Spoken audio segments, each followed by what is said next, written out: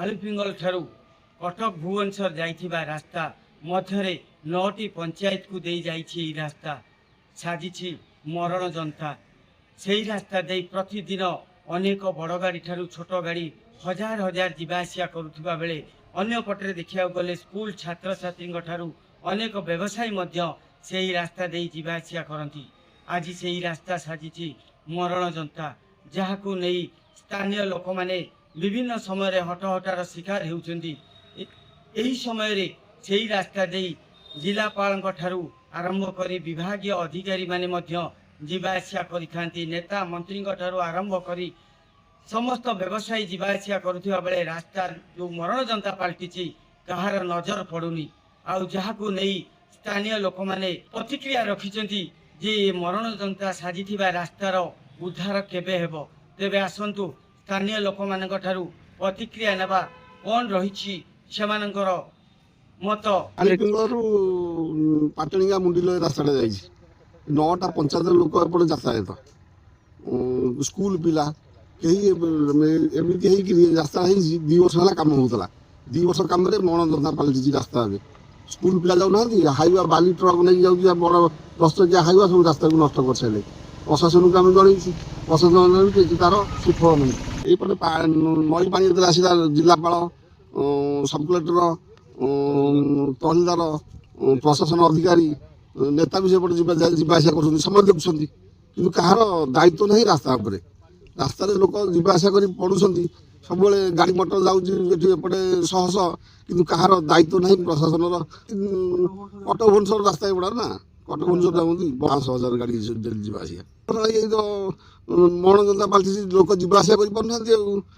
प्रशासन कहूँ रास्ताटा हेल्ले आम सुविधा जापर राति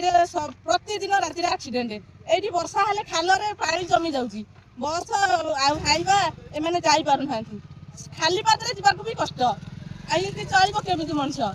एत असुविधा जे खाली मनुष्य जावाई स्कूल पिला जावाक एत कष्ट साइकेल लेकिन भी जापर ना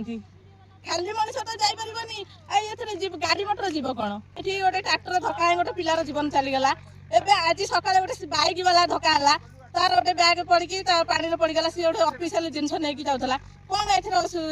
कौन कहूँ किसी ना बर्तमान आम चाहूँ मरामती करूँ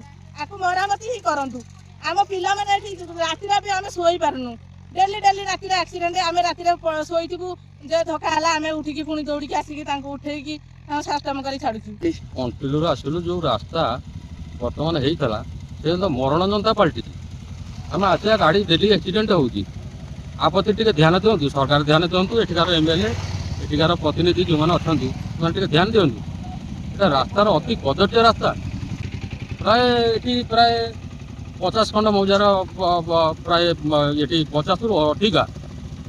माने ये लोक माने मौजार लोक ये यातायात कर छात्र छात्री समस्ते गाँव जिते सब बेपारी बेपार बणिज्य भल मंद सब प्रकार जीवाआसिया कर गाड़ी जब 4 चकिया गाड़ी आऊँगी आ गोटे 2 व्हीलर पास करा बहुत मुस्किल हो जाऊँगी आम एति अनुरोध सरकार आपत्ति दृष्टि दिंतु निकटवर्ती जो मैंने एमएलए एमपी जो मैंने रहिले से माने आपत्ति टिके प्रतिनिधि जो मैंने रहिले सरपंच से माने आपत्ति भल आमर एति अनुरोध सरकार कोट आसले केमती कौन जाउछन आलिपिंगलरू आसिली ये रास्ता जो प्रकार है खाल डिपरे कॉलेज पिला स्कूल पिला समझ जाउछन गाड़ी भी आम माने नहीं जाउछु नुआ गाड़ी सिगली खाल डिपरे पड़ी मुह फुह फाटी जीव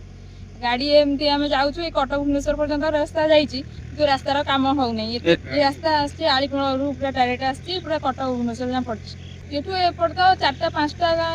लोक जीवाआसिया करछथि बाहर भी लोक जगतसिंहपुर भी आछथि एपट जाउछथि कटक भुवनेश्वर एटा पूरा भुवनेश्वर जहाँ पड़छि ना रास्ता केते गाड़ी घोड़ा केते लोक जाउथिबा अनुमानित बहुत लोक हजार हजार लोक एपट जीवाआसिया करछथि बर्तमान कौन दाबी करछ